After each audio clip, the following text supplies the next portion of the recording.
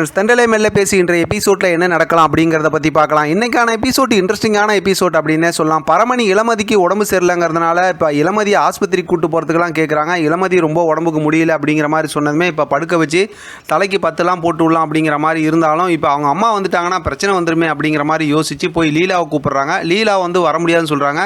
இப்போ பார்த்தோம் அப்படின்னா அவங்க பொண்ணு இருப்பாங்களா நர்மதா ஃப்ரெண்டு, அவங்கள கூப்பிட்டு வரலான்னு சொல்லும்போது அவங்களையும் அனுப்ப முடியாதுன்னு சொல்லி கோவப்பட்டு பேசி அனுப்பிச்சி விட்றாங்க. இருந்தாலும் நர்மதா வந்து பார்த்துட்டு இருக்காங்க. அங்கேருந்து லீலா சத்தம் போடுறதுனால அவங்க ஒரு கட்டத்தில் அங்கேருந்து கிளம்பி போயிடுறாங்க. இப்போ பரமனுக்கு என்ன பண்ணுறதுன்னு ஒன்றுமே புரியாமல் அப்படியே நின்றுக்கிட்டு இருக்காங்க.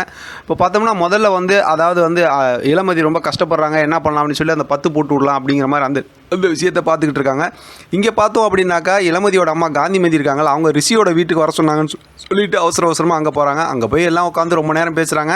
அவங்க ரொம்ப நேரம் பேசுகிறதுனுடைய விஷயம் என்ன அப்படின்னாக்கா, ரிஷி வந்து இந்த மாதிரி அவங்க கட்டிக்க போகிற பொண்ணுக்காண்டி எல்லாம் வாங்கி வச்சிருக்கான்னு சொல்லி அந்த நகை எல்லாத்தையும் எடுத்து காட்டிட்டு இந்த மாதிரி இளமதியை கல்யாணம் பண்ணிக்கணும்னு ஆசைப்பட்றாங்க, நீங்கள் யோசித்து ஒரு நல்ல முடிவு சொல்லுங்கள் அப்படிங்கிற மாதிரி சொல்கிறாங்க. இப்போ இளமதியோட அம்மா காந்திமதி தான் எப்போன்னு இருக்காங்கல்ல, அதனால் அவங்களும் வந்து சரி நான் யோசித்து நல்ல முடிவாக சொல்கிறேன் அப்படிங்கிற மாதிரி யோசித்து சொல்லி விட்டுறாங்க. இங்கே பார்த்தா பரமனுக்கு இளமதி விஷயமா என்ன பண்ணுறதுன்னு தெரியாமல் ரொம்ப யோசனையோடு இருக்காங்க.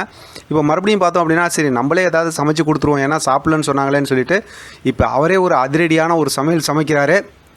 அதாவது பார்த்தோம் அப்படின்னாக்கா சாப்பாடு அதோட சேர்த்து ரசம் அப்படின்னு, அந்த ரசத்தில் பார்த்தோம் அப்படின்னா வெஜிடபிள் சம்மந்தமாக கேரட்டு பீன்ஸ் எல்லாம் கட் பண்ணி போட்டு ஒரு வித்தியாசமான ஒரு ரசம் ஒன்று வைக்கிறாரு.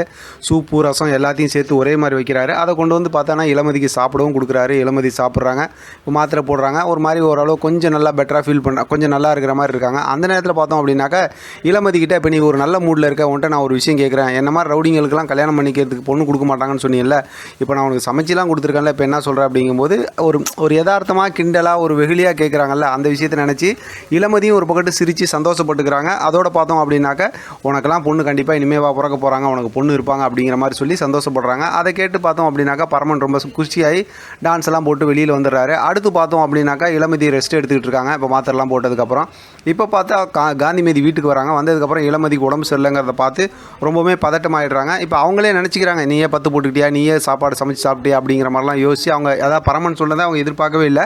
அடுத்து கிச்சனுக்கு போய் பார்க்குறாங்க. கிச்சனில் பார்த்தோம்னா அடுப்பு சின்னதாக எரிஞ்சிக்கிட்டு இருக்குது. அதே நேரத்தில் கட் பண்ண காய்கறிலாம் கடாமுடான்னு சதறி கிடக்குது.